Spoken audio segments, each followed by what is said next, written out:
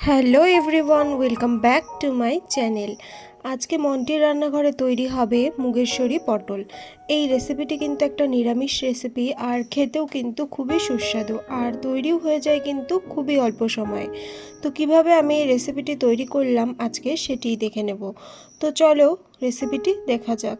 রেসিপিটি বানানোর জন্য আমি প্রথমেই এখানে নিয়ে নিয়েছি 10 থেকে 12টা মতো পটল, আর পটলের যে খোসাটি সেটিকে কিন্তু আমি এভাবে ছাড়িয়ে নিয়েছি। মানে কিছুটা খোসা রাখবো আর কিছুটা পরিমাণ খোসা ছাড়িয়ে নেব। এবার এই পটলগুলোকে খুব ভালোভাবে আমি ধুয়েও নিয়েছি। এরপর এই পটলগুলোকে মাছ বরাবর দুভাগ করে কেটে নেব। তো সবগুলো পটলকে আমি মাছ বরাবর এরম দুভাগ করে কেটে নেব। তো এই মুগেশ্বরী পটল বানানোর জন্য তোমরা পটলটিকে যে কোনো রকমভাবেই রাখতে পারো। তোমরা চাইলে এখানে গোটা গোটা পটলও রাখতে পারো, তবে এরকম মাছ বরাবর কাটলে পটলগুলো ভাজতে কিন্তু একটু তুলনামূলক কম সময় লাগে, তাই আমি মাছ বরাবর কেটে নিয়েছি।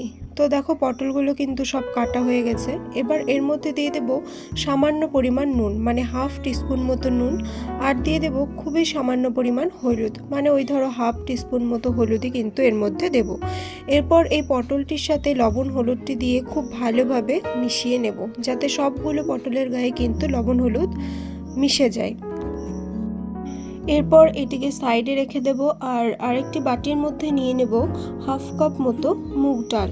তো মুগ ডালটিকে প্রথমেই ধোবো না, মুগ ডালটিকে যেটা করব, একটি শুকনো কড়াইয়ের মধ্যে কড়াইটিকে ভালো করে গরম করে নিয়ে এই মুগ ডালটিকে ড্রাই রোস্ট করে নেব। আর কড়াইটিকে কিন্তু খুব বেশি গরম করবে না, তাহলে কিন্তু ডালটি পুড়ে যেতে পারে। কড়াইটিকে মিডিয়াম আঁচে রেখেই কিন্তু ডালটিকে ভালোভাবে ভেজে নেবে। তারপরে ডালটিকে নামিয়ে নিয়ে কড়াইয়ের মধ্যে আমি 3 টেবিল স্পুন মতো সর্ষের তেল ভালোভাবে গরম করে নিয়েছি। তারপর এর মধ্যে এক এক করে পটলগুলোকে দিয়ে দেব। পটলগুলোকে দিয়ে একবার নেড়ে চেড়ে নেব। তারপরে মিডিয়াম আঁচে পটলগুলোকে কিন্তু খুব ভালোভাবে ভেজে নেব।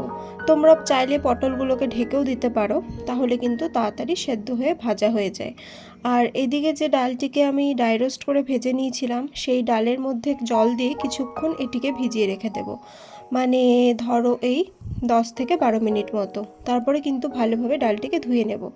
তো এদিকে দেখো পটলটিও কিন্তু খুব ভালোভাবে ভাজা হয়ে গেছে। মানে খুব বেশি এই পটলটিকে ভাজবে না, তাহলে কিন্তু পটলটি একদম মানে চিমড়ে যাবে। তো হালকা যাতে সেদ্ধ হয়ে যায় আর লাল লাল ভাব আসে, ঠিক ততটাই পটলটিকে ভাজবে। পটলটিকে উঠিয়ে নিয়ে কড়াইয়ের মধ্যে আরও কিছুটা তেল দিয়ে দিলাম। তারপর এর মধ্যে দিয়ে দিলাম হাফ টিস্পুন মতো আদা বাটা, 1 টিস্পুন মতো জিরে বাটা, আর 1 টিস্পুন মতো লঙ্কা বাটা। তারপরে এই সবগুলো উপকরণকে খুব ভালোভাবে একবার মিশিয়ে নিলাম। তারপর এর মধ্যে দিয়ে দেব হাফ টিস্পুন মতো হলুদ গুঁড়ো, আর এরপর এর মধ্যে দিয়ে দেব সেই ধুয়ে জল ঝরিয়ে রাখা মুগ ডালটিকে, যেটাকে আমি মানে জলটা ভালোভাবে ধুয়ে নিয়েছি, জলটাকে ঝরিয়ে নিয়েছি। এরপর এই মশলাটির সাথে মুগ ডালটিকে ভালোভাবে মিশিয়ে নিতে হবে।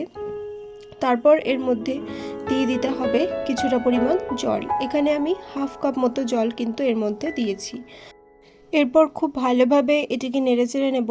তারপরে কিন্তু এটিকে সেদ্ধ করে নিতে হবে। এই জলটি দেওয়ার কারণ হচ্ছে এই জলটিতে কিন্তু ডালটি হাফ সেদ্ধ হয়ে যাবে, মানে ডালটি কিন্তু পুরোপুরি সেদ্ধ হবে না, যাতে একটু দানা দানা ভাব থাকে সেই রকম সেদ্ধ হবে, মানে যতটুকু সেদ্ধ হয় আর কি।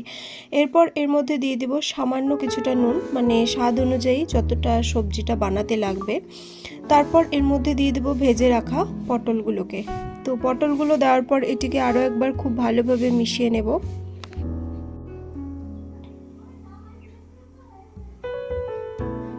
দেখো এখানে কিন্তু ডালটা একটু বেশি নিতে হবে, না হলে পটলটা দেখা যাবে আর ডালটা না দেখা গেলে কিন্তু এই সবজিটা খেতে ভালো লাগবে না। এখানে কিন্তু ডাল আর পটলের রেশিওটা যাতে সমান সমান থাকে, ঠিক সেই রকমই কিন্তু বানাতে হবে। এরপর এর মধ্যে দিয়ে দেব হাফ কাপ মতো জল, আর খুব ভালোভাবে এটি গ্রেভি হয়ে আসা অবধি কিন্তু ভালোভাবে ফুটিয়ে নেব। আর এই ডালটি পুরো প্রসেসটাতে কিন্তু ডালটি একদম গলে যাবে না, এই ডালটি কিন্তু গোটা গোটা ভাব থাকবে, আর এটি কিন্তু মুখেও হালকা গোটা গোটা লাগবে। তো ঠিক এরকমভাবেই কিন্তু সবজিটা বানাতে হবে। তো দেখো খুব বেশি টাইম কিন্তু এটি গ্রেভি হতে লাগলো না। তো সবশেষে এর মধ্যে দিয়ে দেবো হাফ টিস্পুন মতো গরম মশলা গুঁড়ো আর হাফ টিস্পুন মতো ঘি। তো এরপর খুব ভালোভাবে আরও একবার এটিকে মিশিয়ে নেব। তারপরে কিন্তু এটিকে নামিয়ে নেওয়ার পালা। তো তো দেখো মুগেশ্বরী পটল তো একদম রেডি। গরম ভাতের সাথে বা পোলাও বা পরোটা সব কিছুর সাথেই কিন্তু এই রেসিপিটি খুবই ভালো যায়, আর সব থেকে বেশি ভালো যায় কিন্তু গরম ভাতের সাথে। আমার এই রেসিপিটি যদি তোমাদের ভালো লাগে তাহলে অবশ্যই ভিডিওটি লাইক করবে, শেয়ার করবে এবং চ্যানেলটিকে সাবস্ক্রাইব করে পাশে থাকবে। আরও নতুন নতুন রেসিপি পাওয়ার জন্য অবশ্যই বেল আইকনটিকে প্রেস করে রাখবে। আর এই রেসিপিটা অবশ্যই একবার বাড়িতে ট্রাই করো, আশা করছি তোমাদের ভালো লাগবে। আজ তবে চলি, দেখা হবে অন্য কোনো রেসিপি নিয়ে। Thank you.